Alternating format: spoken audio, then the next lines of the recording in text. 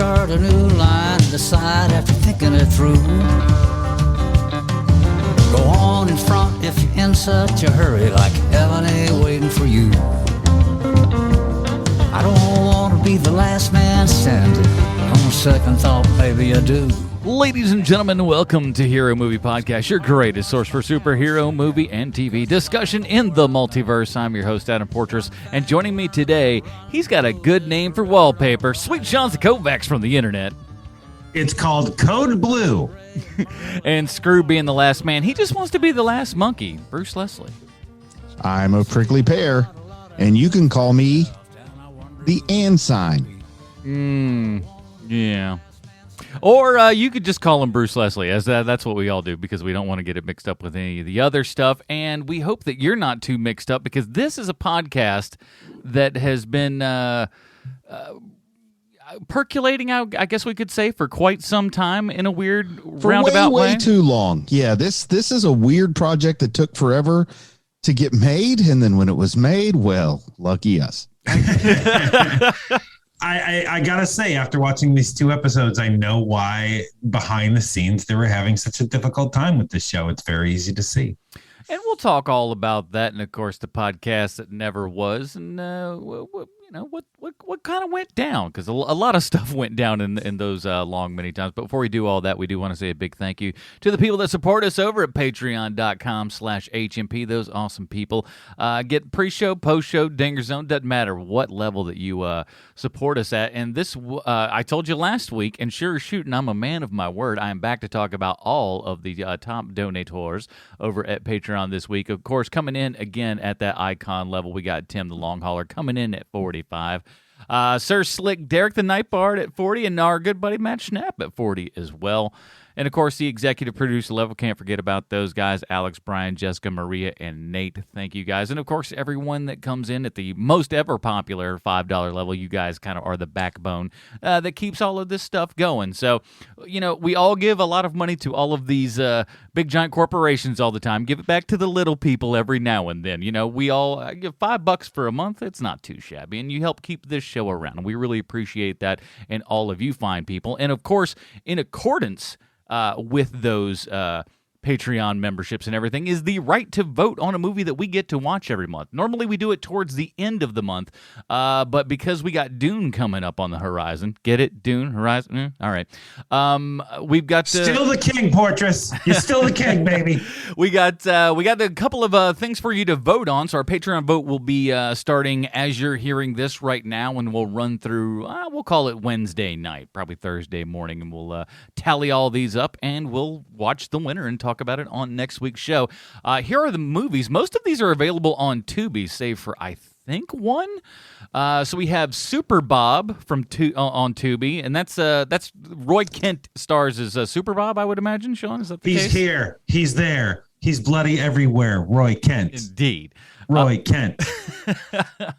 Rendell is back on the chopping block again. Hell yeah, baby. Come on. That is Rendell, not Grendel. We've had some confusion last month with that one. Just to be sure, they are different things. But yes. This one's, is it Russian? I don't remember. It's I just remember Scandinavian or maybe. It is. It's Scandinavian. Yeah. That's right. Because it's one of those things where it was like, what is this? I'm in. This is, and speaking of what is this, we got Avengers Grimm as well, which I'm going to only imagine is Grimm fairy tales told as through the eyes of the Avengers. Is that correct? I think it's an asylum film. Yeah, it was like a mockbuster. Oh, thing. well, there you Ooh, go. That's going to be amazing. Yeah, I don't know that that's the word I'd use. I bet you Antonio Sabato Jr.'s in there somewhere. I haven't even looked. I'm guessing. If they have about $18,000 to rub together, he might be. We also have up on the block here Ultraman X Man-Thing, and those are all available on Tubi, I believe. And the only one that is not is The Walking Dead, the last episode of Season 6 and the first episode of Season 7. That is the kind of introduction to Negan art, as I'm to understand, right, Bruce? Oh, yeah. So all of those things will be available up for you to vote on as you're listening to this now. And if you're listening to it now before Thursday, please jump on in, get your vote in, help support this show, get yourself some extra content in the meantime. We'd really like to, again, just thank all those people. It makes our days. It really, really does. And if you can't do that, the least you can do is share this show with a friend or review us on iTunes and give us a 5-star review, a.k.a. Humdinger. Humdinger. This one comes to us from Puck Princess. It's 5 stars, and it's entitled, My Husband Made Me Review This. And it reads as follows. According to my husband, this is the next best podcast to his own, How We Sees It. That's with 3 E's in there, everybody, and a Z. But he really thinks yours is better. He just has to say that. He tells me it's a blend of great humor and great knowledge on all of the shows that he loves to watch. Never gets old. It should be so much. So much so that he spends his husband allowance to be a Patreon member and even more episodes to listen to. Something about a dinger zone. Sounds dirty to me. Well, I got to tell you, Puck Princess, it's not quite as dirty as you think, except for sometimes. But you never know. And you know how you find out? Patreon.com/HMP. Join up today and get all the cool, fun perks and whatnot that goes along with it. Let's get into it, boys. Here is the trailer for Y: The Last Man. Mr. President, you're... I'm fine. Come on, guys. This is a man's world. This is a man's world. But it wouldn't be nothing without a woman or a girl.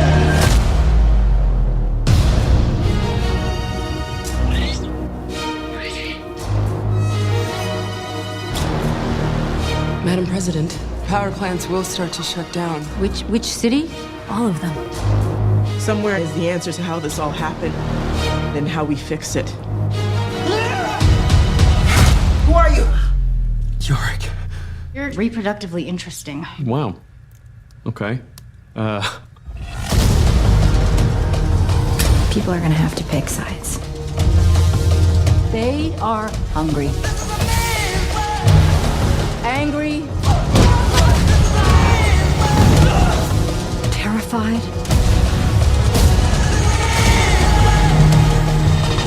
We will rebuild together.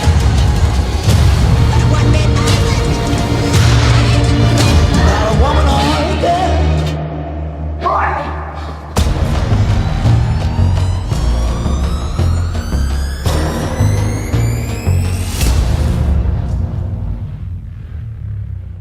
Alrighty, that was the trailer for Y: The Last Man. You know what time it is. It's time for Bruce's Comic Book Connection.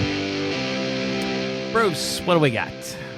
Written by Brian K Vaughn, art by Pia Guerrera. It was published by Karen Berger at Vertigo Comics when Vertigo was the place to be.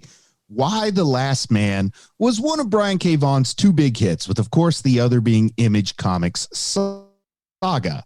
Now the title, Y: The Last Man, is kind of clever because the Y refers to Yorick, the titular character, if you will, but it also refers to the Y chromosome.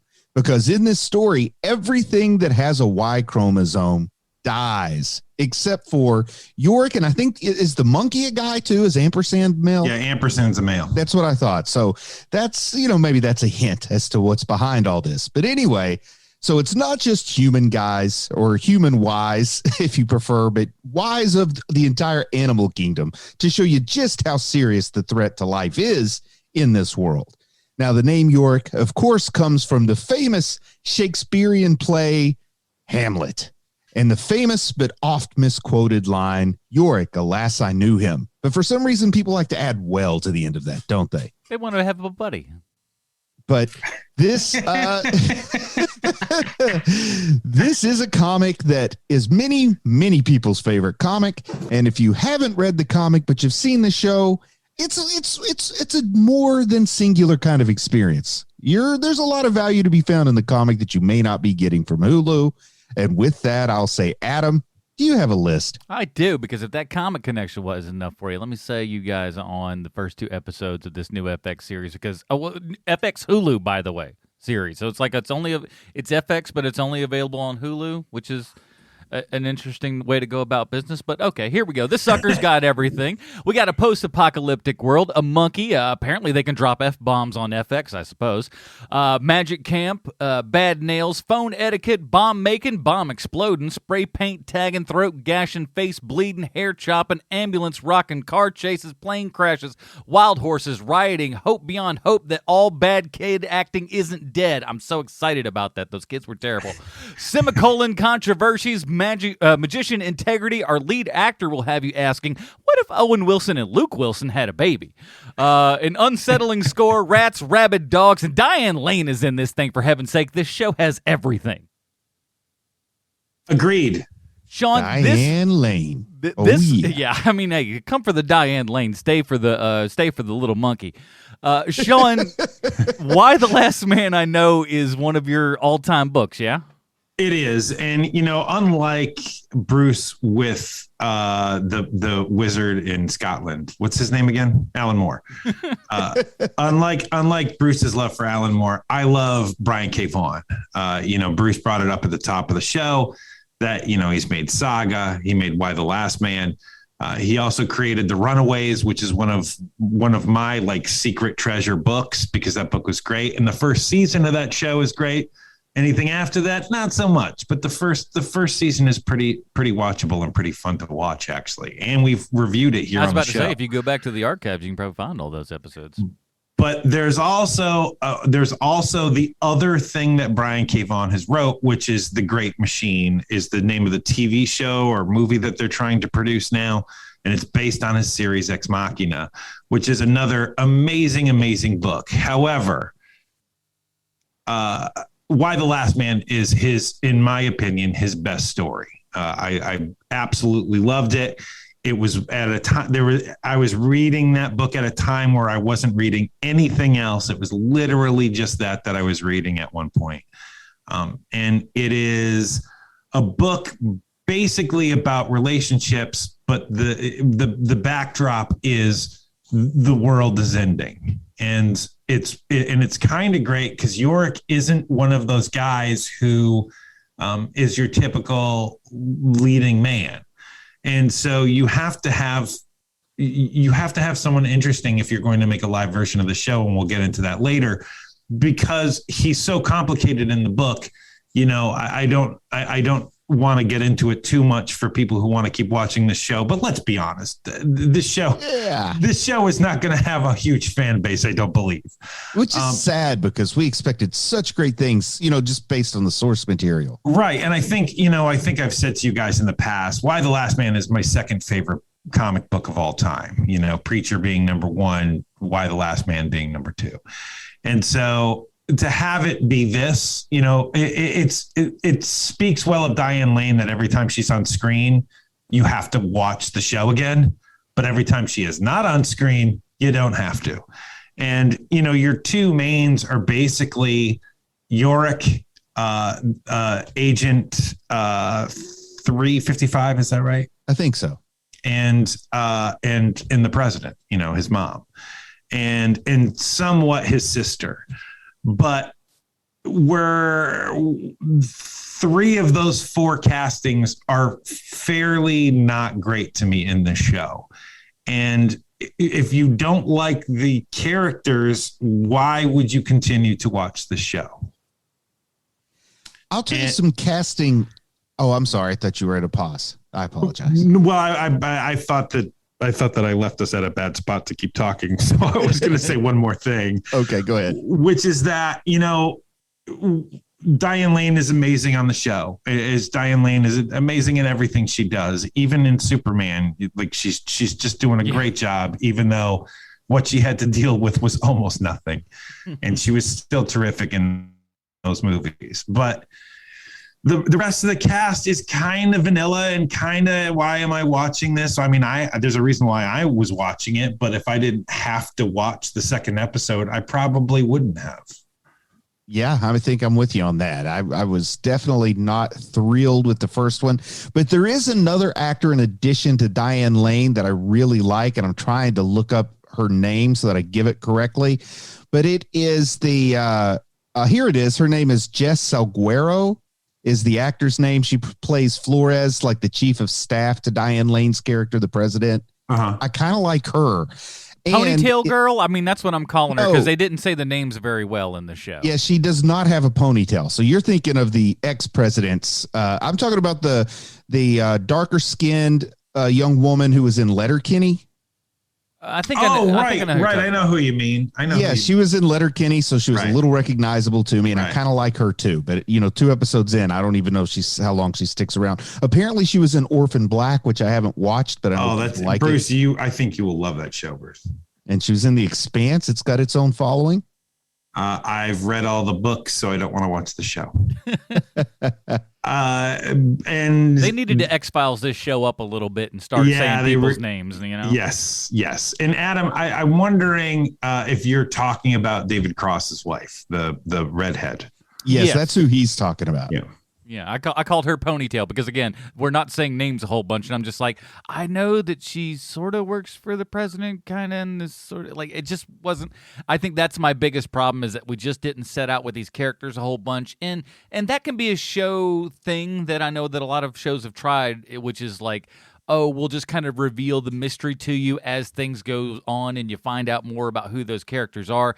And that works great if you've got a very deft hand at it. And I don't know that this feels like it's got that in there just yet. Well, it doesn't because, it's basically a prestige television show, but it's behaving like something lesser than because there's tells like the helicopter that's at the edge of the building in the opening scene. Immediately, the second you see it, you're like, well, that's going to fall. Yeah. There's no other reason for it to be there. And when you look at shows like, I'm not a fan of The Walking Dead. They lost me pretty early on that show.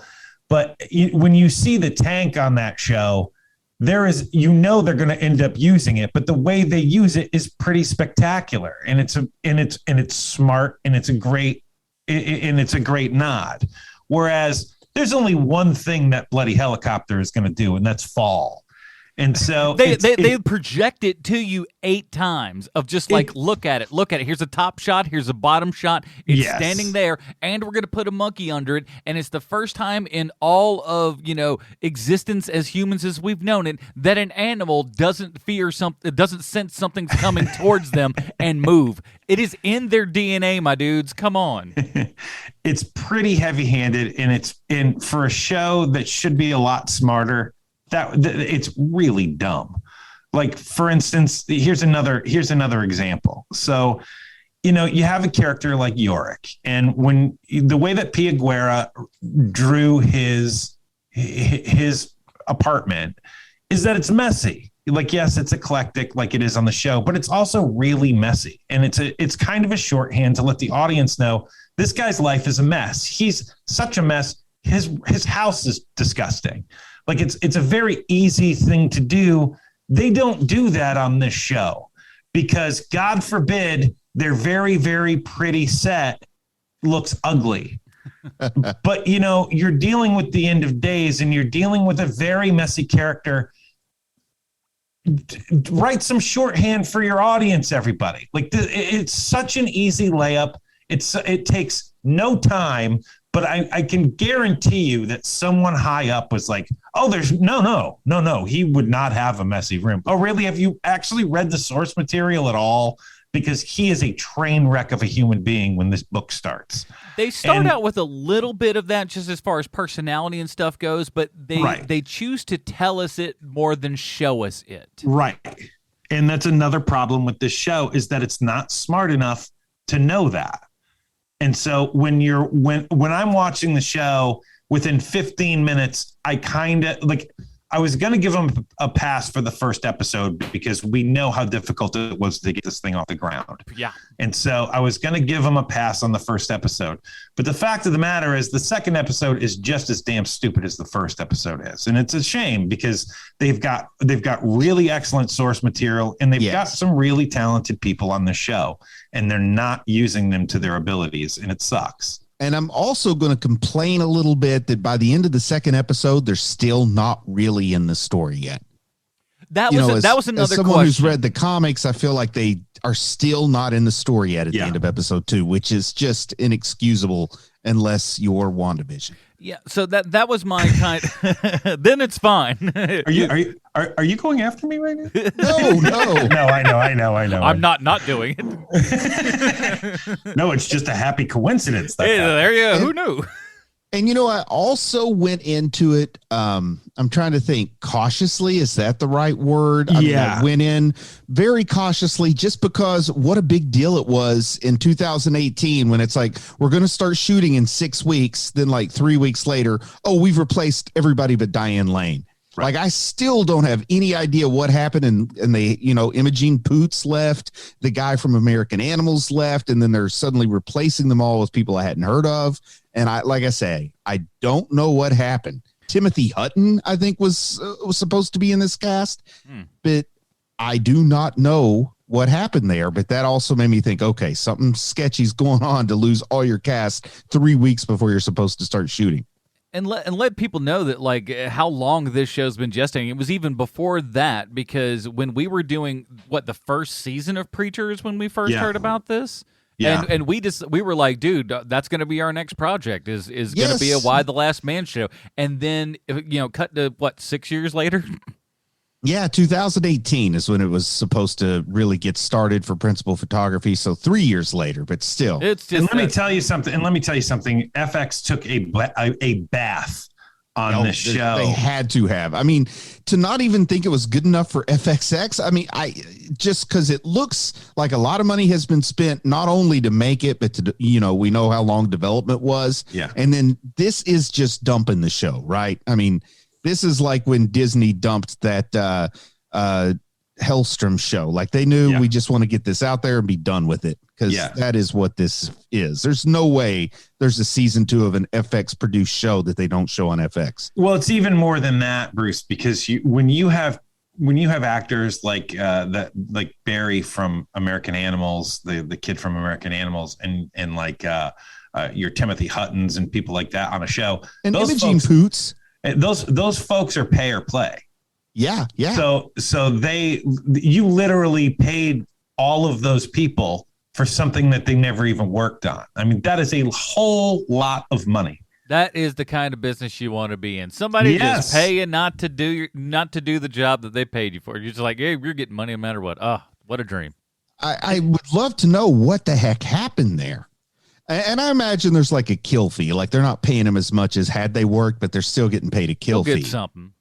Well, sure. I don't know what kind of budget cuts come up where you got to pay the kill fee and then hire somebody that they will make 12 episodes cheaper than and play a kill fee cheaper than if you just made it with these high profile, excellent actors. It's not cheap though. I mean, it's basically, I know. Yeah, it's still a whole lot of money. I mean, I'm going to guess that they probably dumped $2 million worth of money on cast that was never on a show. Pre everything that the turnaround, and then you add all and, the other. And something tells me that either the biggest kill fee or the most ironclad contract had to be Diane Lane because she's the only one that hung around. Well, she probably also wanted to just play the damn president. I mean, how often does a lady get to play that role? And it's in a very unique and interesting circumstance for a president to be in. And honestly, this is where I kind of come in because I'm aware of the material. It's one of those things that you always saw in Wizard, every month way back when. So I was aware of it. I was aware of the idea and everything, but never really read any books. So as far as I am concerned, all of this is pretty much brand new to me. I know the stakes, but by the end of episode 2, I'm already kind of like, oh, this is exactly what I, figured things were going on. So that's what I want to ask you guys is in comparison and stuff, how does the book line up? Because this felt very kind of prequel-ish to me. How is it narratively done in the books? Well, it's a lot different because you learn about the beginning of this in flashbacks. Yes. Like it's not a linear story by any means. It starts with him on the road. And Bruce, I know that you know this already, but like most of the book is people walking because people trying to get from one place to the next. There is no walking on this show. There's a lot of walking in Sweet Tooth. And I would say, Adam, a good point of reference for people who aren't familiar with Why the Last Man, but it's kind of like the Walking Dead structure. Like the apocalypse has happened, and anything you learn about from before, you learn by people either remembering back or talking about it after the fact. But imagine if you took 2 episodes of The Walking Dead before your first zombie showed up. That's kind of how this is feeling. Yes, it really does feel like that. Yeah, and the comic isn't that way, which is, I mean, there's no, I won't say nobody because Brian K. Vaughn was a great writer, so he probably could have done a better job than this. But could you imagine if it was the 3rd month, issue 3 of the comic, Sean, before the comic got started? I never would have stuck around. Yeah. It's one of those things where it seems like it seems like what used to happen to comic book movies. Remember where you like, oh man, they're making a whomever movie. Like, geez, I'm trying to think of something that came out before Blade came out. Like, let's say the Flash TV show, right? Mm-hmm. So I know that that's a beloved property at this point, and everybody loves John Wesley Shipp now, as they should. But the Flash TV show was so mishandled because basically they wanted to make a Batman TV show and didn't have Batman. Yeah. So they used the Flash. Exactly. I mean, so much so that we're ripping Danny Elfman music and stuff. You know what I mean? They're like, no, we're not hiding the ball on this. We really wish this was Batman, but God, we got the Flash. So there you go. Right. That's also how we got Arrow, is they wanted like a Nolan-esque Batman show without Batman. So we got Arrow. So that's kind of what this feels like to me, is that they were like, we really want The Walking Dead, but we can't have zombies because that's not what this thing is. So let's make it as much like The Walking Dead without zombies as we can possibly make it, which is not what the book is in any way. And you definitely know the source material far better than I do, Sean. And I know we kind of see Yorick a little bit differently, you and I, but at the end of the day, like, Yorick is kind of a loser and kind of an underachiever, but you don't hate the guy. Right? No, you still kind of pull for him. Not at all. Right. This Ben Schnetzer version of Yorick, I hate this guy. Well, because he's doing the character. They're doing the same. No, and the actor would just admit it freely. Dear sir. I unsubscribe you. The thing about the way that he's portrayed on this show is that he is a bit full of himself for no reason. And that is not who the character in the book is in any way. And so you pull for Yorick, even though he isn't even pulling for himself. And like, I'm going to say that this actor they've cast as Yorick might just be he's a little too sultry or something. Like he's got a little too much sexual energy. He's handsome. You look at that guy and you're just like, that guy's got it together because he's good looking. You know? And do you remember back in I'd say 10 years ago when they were first talking about a Why the Last Man movie rather than a TV show? Do you remember who everybody thought would be a good Yorick? Yeah, it was the kid from Transformers. Yeah, Shia LaBeouf. Yeah, Shia LaBeouf was there. And I'm not necessarily a Shia LaBeouf fan, but I get it because he has that Yorick energy where you believe he's a loser when you look at him, but he's not obnoxious on screen. Well, he wasn't at one point. Now this guy though, man, it's like this guy is really seems like the kind of guy that wants to get through life by being eye candy for a hardworking lady. Yes. And I just do not like this Yorick. And then also part of the charm of Yorick is you're the last man on earth and he's just like a Marty McFly every guy, where this guy, like, he is naked and he is just ripped, dude. He's like he could be down to the last 1,000 guys and he's still getting all the girls. Yeah. Oh man. He had no problem with ladies before the collapse of society. I mean, that's part of the fun. Like, there is fun in Why the Last Man. There's humor. Yes. There's stuff to laugh about. Some of the jokes probably don't hold up under the modern lens. You know, time has changed since that came out. But part of the fun of it is he's the last man on Earth. So theoretically, he could be the breeding stock. But he is obsessed with this one woman who's the only woman on Earth who's not interested. Like, that was a lot of the fun with it for me. The funniest gag in the first couple issues that they don't have in the show at all, and it's what really attracted me to the book in the first place, is that Yorick and the monkey sort of kind of hate each other. Like, they're not best friends. He's not super protective of Ampersand. Like, they both. The monkey hates Yorick as much as Yorick hates the monkey, really. Oh, I just found out they had to recast Barry and Imogene Poots because the monkey hated both of them. Turns out it was Ben Schnetzer's monkey, so that's how he got the job. Boy, that animal wrangler sure is handsome. Let's throw him in there. He actually damaged Timothy Hutton's nostril when they were shooting the first episode. It's one of those things where it's surprising and it's fun, and that's sort of Brian K Vaughn's gift, is that out of the gate, first issue, he grabs you with something that makes you go, oh, this is a little different than the things that we're used to reading, and he's done it every time with every single one of his properties. Even something like, there's a really great Doctor Strange mini that he wrote. Oh, I remember that. A bunch of years ago now, that in my opinion was the best Doctor Strange story for many, many, many years.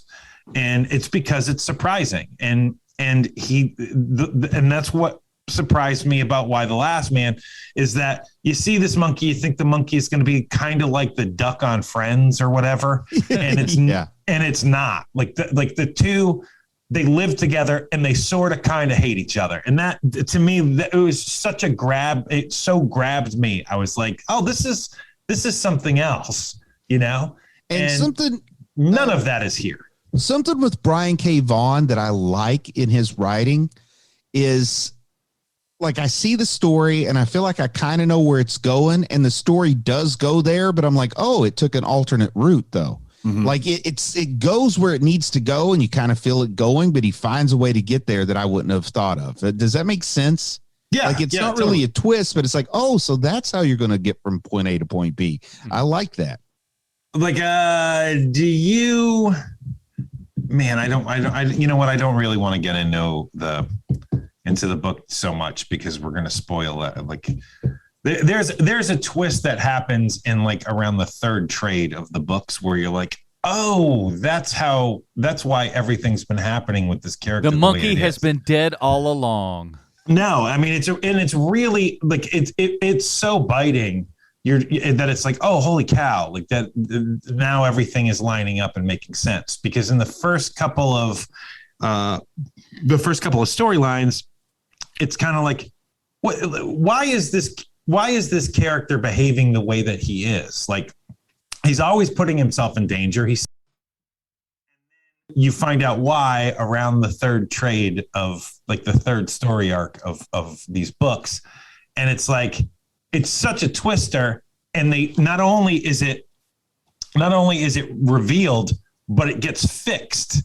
And so that is what the entire third arc is just fixing the problem. And it is so different than anything I had read in a comic book up until that point, that it was just great. It was so fun to read. I couldn't wait for the next issue. It was so fun. Now, with the comic or the show, Sean, were you ever bothered by the kind of like Stan Lee, what a small world phenomenon, that, like, the only guy to survive also happens to be the president's son? Yeah, there's a little eyebrow raised that for me.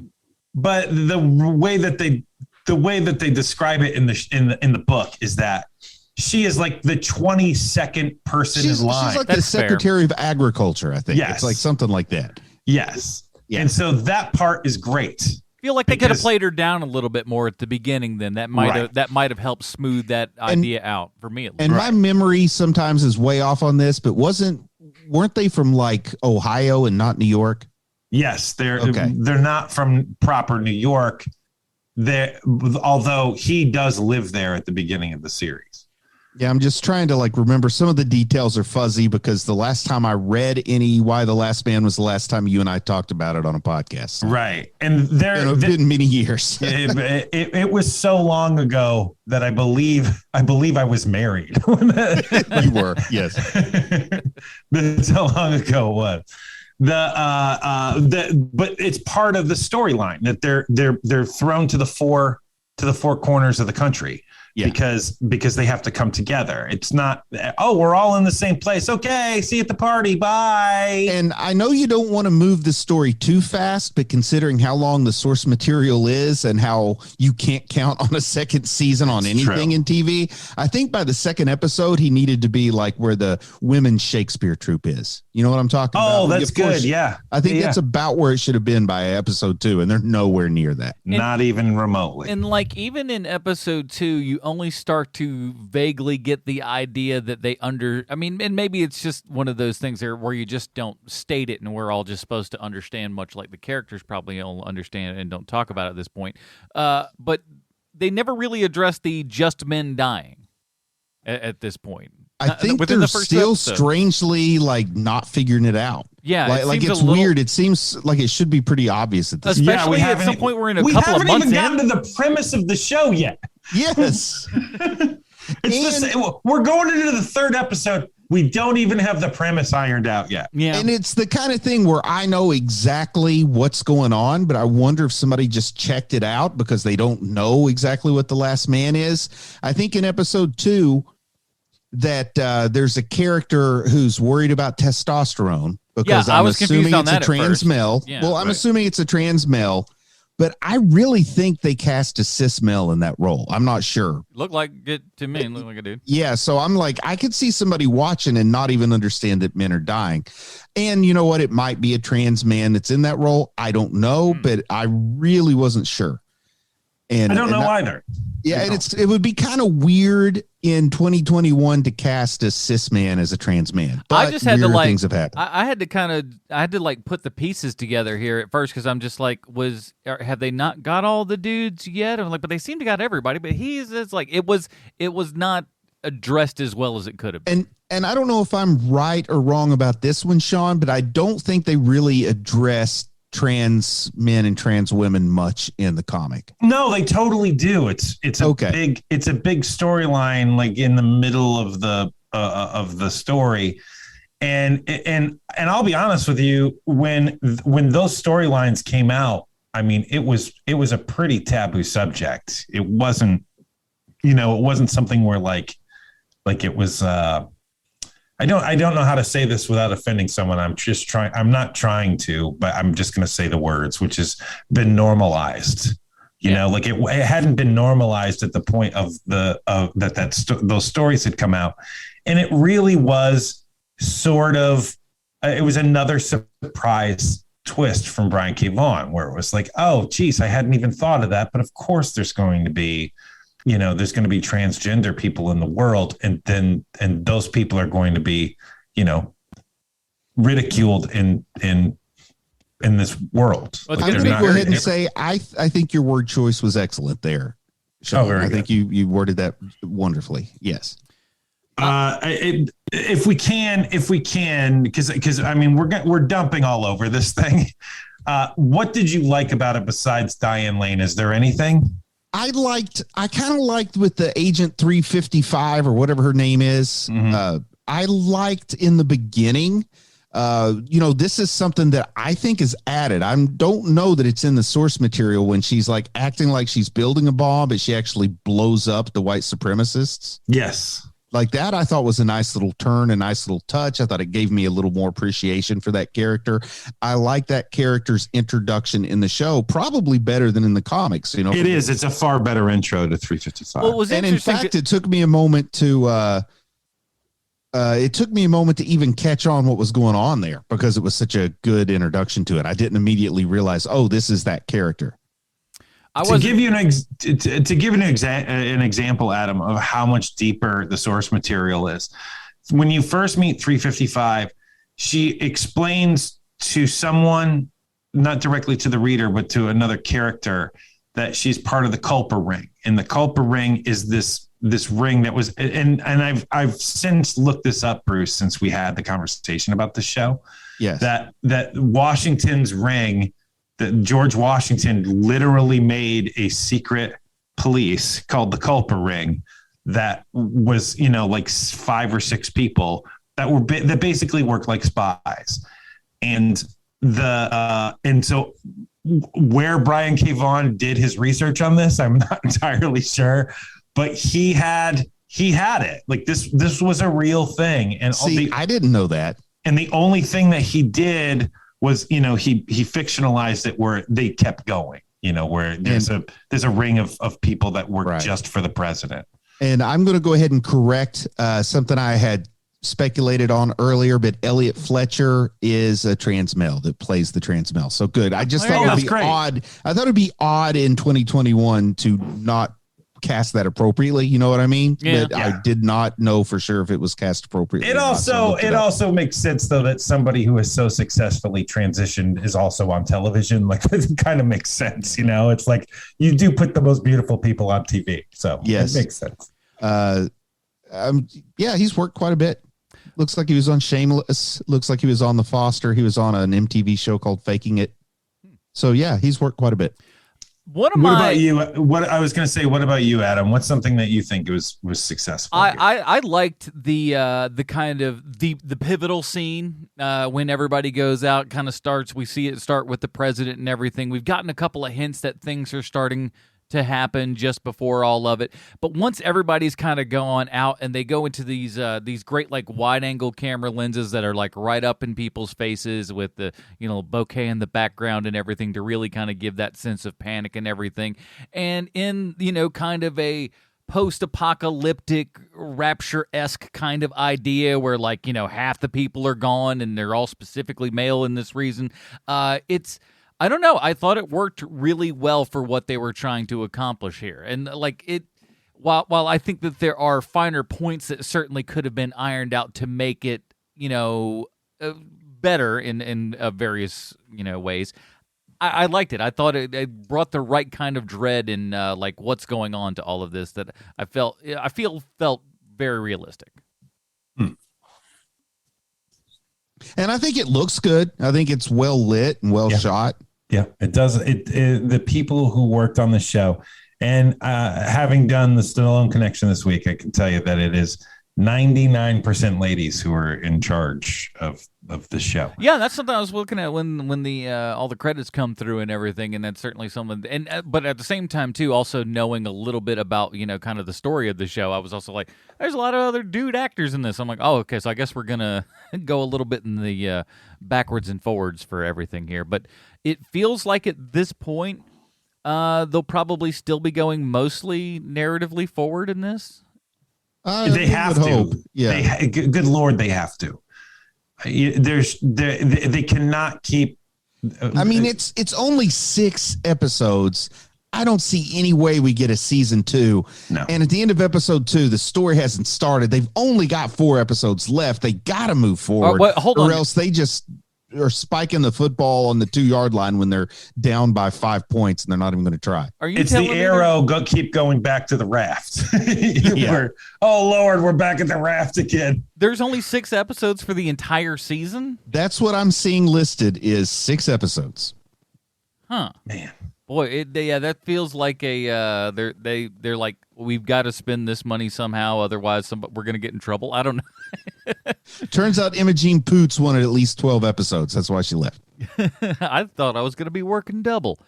But I thought that was fun. I thought Diane Lane was I apologize. Now I'm seeing 10 episodes listed. So even the website's giving me inconsistent information. It's a little better. It looks like 10 episodes, not 6. 10 makes more sense. 6, I was just like, boy, they're really trying to dump this if they only and threw 6 in there.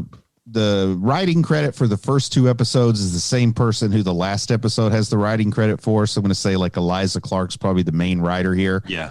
But she doesn't write any of the middle ones. So maybe they'll move a little bit now. One of the things that I really liked about it was the casting of Hero Brown.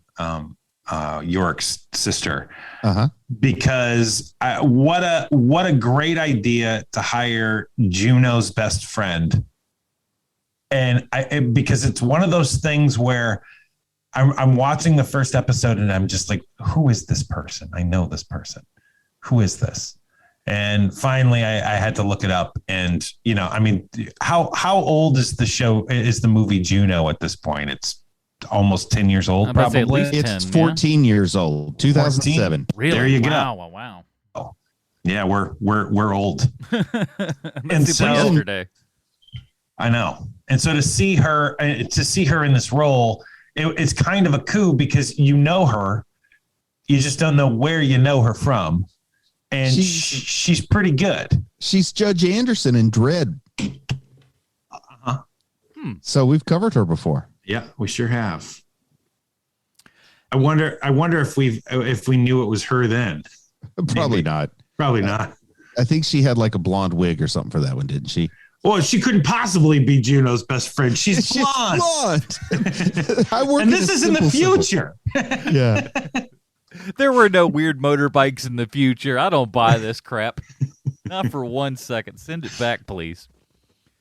But yeah, overall, maybe it is me coming from the not knowing the source material super well, but only vaguely familiar enough to where I don't feel like anything is missing per se, I guess. I think that's my biggest, because I didn't hate this, but I certainly wasn't bowled over enough by it, but it has enough of a little bit of a just a wrap for me, because I kind of want to see where they're going with it, because I can't tell at this point. And like you said, we haven't even gotten into kind of the proper idea of the story just yet. So I'm like, part of me wants to see how and if they can actually pull it off properly. So you're going to watch all 10 episodes? I mean, I'll go until I get bored, and I'm trying to watch some stuff and everything now, because we've all talked about it. But I'll keep up until I get bored, and if I get bored, I'll stop, because it's there's so much stuff on. I mean, I watched 2 episodes of Ted Lasso today. You know what? I'm feeling great. HMPers, I'm going to let you know he's just lied to you right there. I said, hey, he's never going to watch another episode of this. I could at least watch. All I got to do is watch at least 2 minutes, or if some Nielsen now is doing. If you watch something, it's not Nielsen, it's whatever's kind of replacing that. If you watch anything greater than 0.0 seconds of something, that counts. Can you believe that crap? It's unbelievable. That is crazy. It's like, oh, so you viewed it a month, that counts as a view. Boy, we are, because apparently the Nielsen was not giving the numbers that everyone kind of wanted them to give, so they've been kind of delisted and kicked to the curb and stuff, so they're out. Oh, guys, I'm upset. I just saw the title of episode 6. The reason I thought there were 6 episodes is there's only 6 episodes out at this moment, and then there's 4 more left to come out. It wraps on November 1st. But the most recent episode is titled "Weird Al is Dead," so I'm out. I am not watching episode 6. I don't want to live in the world where that's a true thing. No, thank you, please. Yeah, Weird Al takes better care of himself than we do. He's going to outlive all 3 of us. That's true. Yeah. Mr. Vegan here for God knows how many years. He still looks the same that he did in 1988. How can a guy who sings about food so much be vegan? It's really strange, isn't it? Got a lot of songs about pork chops and God knows what else, and sure shooting. Anything else that, like, what would get you to, for this show to do it for you? What's it kind of missing? What would be the secret ingredient, at least as far as from what we've seen in these 2 episodes, that would course correct if that's indeed at all possible at this point? Is it okay if I go first? Because I think your answer is going to be more relevant.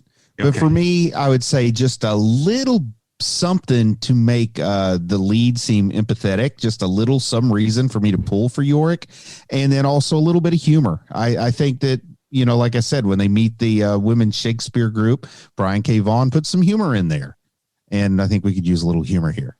I'll yield to you now, Sean. Sorry, I cut you off there.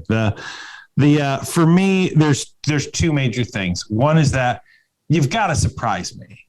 And this show is so by the numbers unsurprising Like every beat is going to happen, where you're kind of waiting for it and waiting for it. So that's one. Surprise me. Two is you've got to pick up the pace here. Like the pace of this show is molasses. You can go do something else and come back and you've missed nothing. That's a problem. And if I liked the character of Yorick more on the show, I would totally watch it. But as I have learned from watching Preacher, if it ain't the thing you like, stop watching it. And so that's where I'm at. I'm done watching the show, unless somebody whose opinion I trust says, "Hey, they turned it around." I'll be like, "Oh, sweet, I'll start watching it again." But I can't imagine that happening. Gets into one of those shows is just like, listen, by season 3, it gets super good. You just have to truck through 2 seasons of bullcrap, and then you're into the good stuff. Why not? Well, I mean, there are 2 shows like that are, in the nerdy Valhalla of television shows, which is The Simpsons and Buffy. I mean, those are 2 shows where they turn it around, and that's not to say they can't do it here. It's just highly unlikely.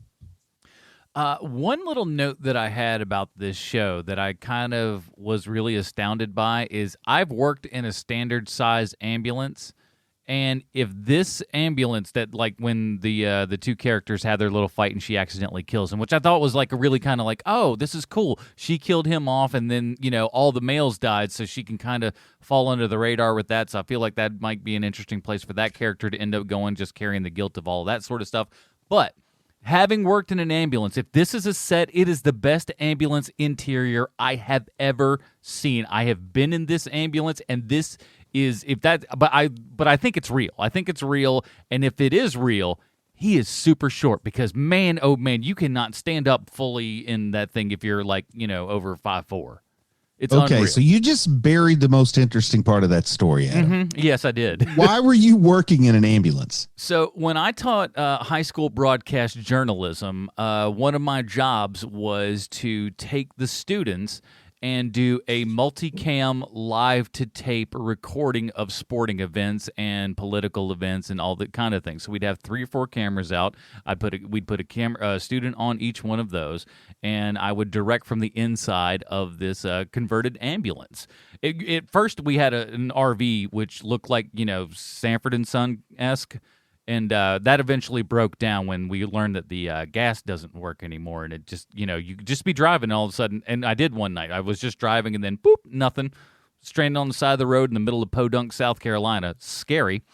But then, we got an ambulance. And that is the exact layout of everything in that ambulance. And it is so accurate that it makes me go like, that's got to be an actual ambulance and not a set, because it is so deathly accurate to what the inside of that thing looks like. This is like an onion, man. The layers keep getting deeper. Everyone.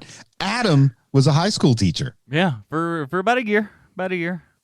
Wow. I was only about 4 or 5 years older than all the kids too, which was and all like it kind of a took weird was 2 slow-paced episodes of a beloved comic book to get us to talk about that. And what's funny that it's like they sat me down when they decided to let me go, and they were just like, listen, this is not really working out. I was just like, really? Because I was about to ask you for more money. They're like, more money? You're lucky to get what we got you in the first place. And I'm like, well, I guess we're at an impasse here, then, aren't we? So then I had left. I got paid through the summer, which was nice, but it was not paid much. So yes, I taught high school for a hot second. And what's really weird too is that I actually I had to go up to like our building was separate from the main building of the high school. We had like what was formerly a band room that they just turned into the studio. And I went back up to the main school there for a meeting once, and one of the teachers in there was a teacher of mine from the 8th grade. Wow. And she freaked out. She was just, what are you doing here? I go, I teach at this school now. And she was just like, no, this isn't right. This is the kid that sat and talked to me during lunch and stuff. And I was like, I didn't talk with the kids. I sat and talked with the teachers because I found them much more engaging. I'm sorry. That's too much for me. Before we rate this thing, what? I just got to say, I would have loved to have been at that meeting that Adam walked in prepared to ask for a raise, and the principal walked in prepared to fire him. Like, that had to be a fun meeting. It's good times. What can I say? The more things change, the more they stay the same, I suppose. Before we rate this bad boy, we got to ask ourselves how this long overdue television series relates back 1-to-1 with Sylvester Stallone. Thank you, Adam. I have a prepared statement. Ooh. Good evening, Mr. Stallone. It's Sweet Chauncey again, and tonight I'd like to talk to you about the concept of range. Range is usually brought up a lot when people talk about weaponry and acting, but it can be used for a variety of different reasons. For instance, William Milton Marsden, the man who created both Wonder Woman and the lie detector. That's range. Or Hedy Lamarr, who was a smoke show of an actress and also created torpedo guidance systems. Range. Or Betty Nesmith, who created Liquid Whiteout and Mike Nesmith from the Monkees. Range. Wow. And today, Mr. Stallone, I want to talk about someone else with range. Casting director Marjorie Simpkin. She is one of 3 casting directors on Why the Last Man, and that lady has totally got some range.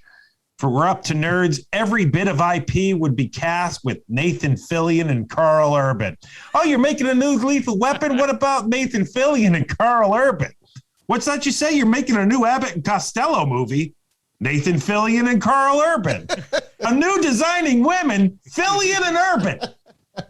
But Marjorie Simpkin knows better because she's been there. Now listen to these credits. Avatar, Little Shop of Horrors, Aaron Brockovich, Pacific Rim, the original Footloose, Triple X State of the Union, Brazil, Beverly Hills Cop, Top Gun, and your movie, the very poorly titled Daylight. We've spoken about Daylight before, Mr. Stallone. Hell, we've talked about every one of your movies on this show. But for the unfamiliar, you made Daylight in 1996. It performed fairly well, and I've learned a few bits of trivia about that film.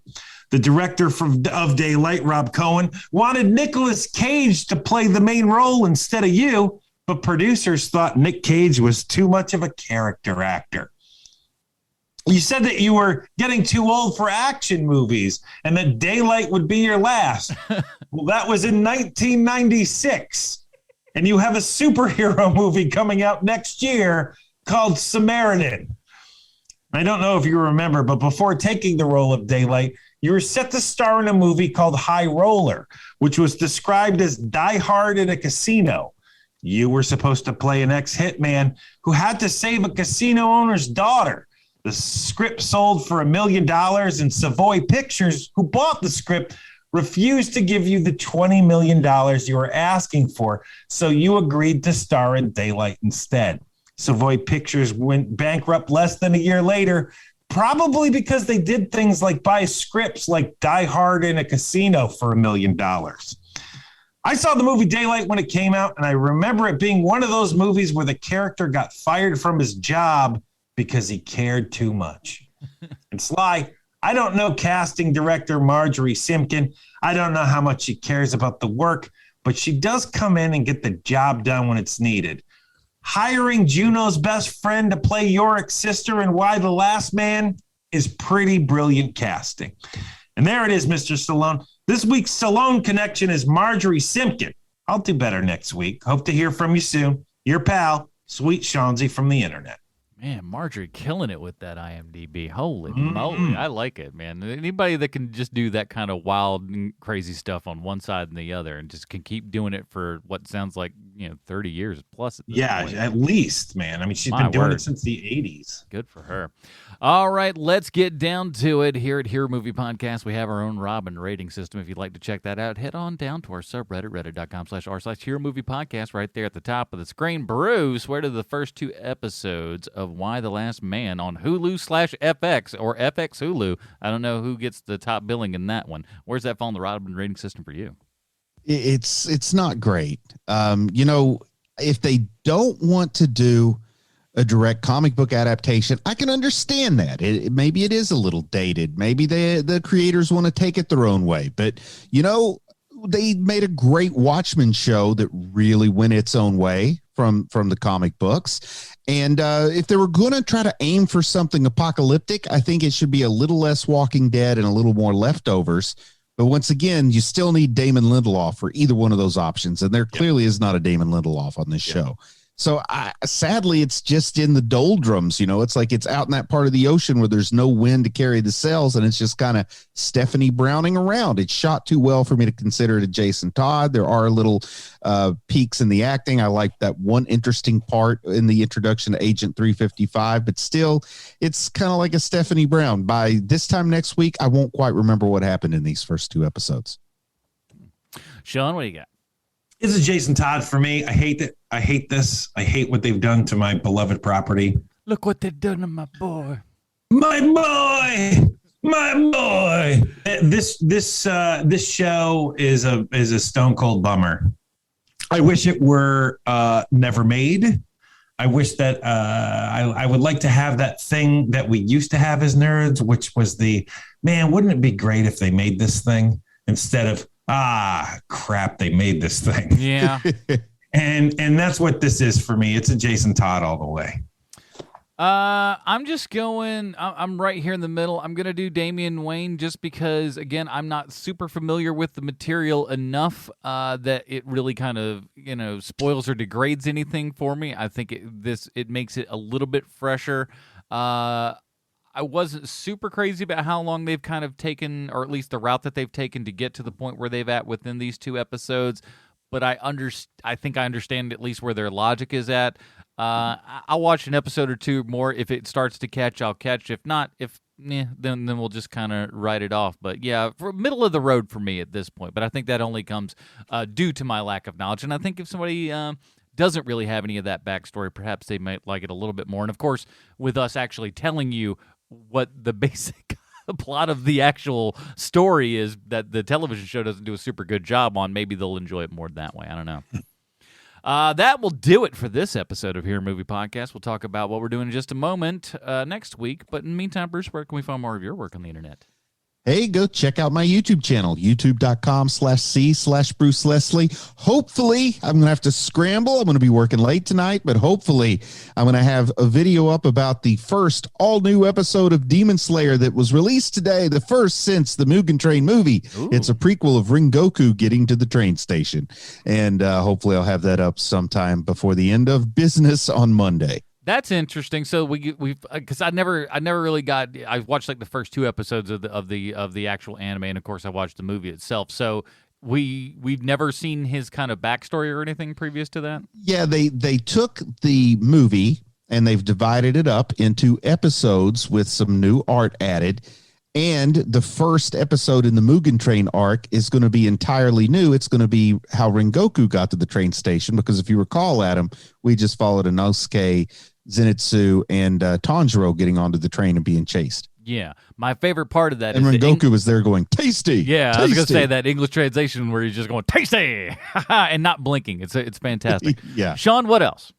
30Q. Anything 30Q in your podcatcher, that's us. Check Why the out. Last Man 30Q? No.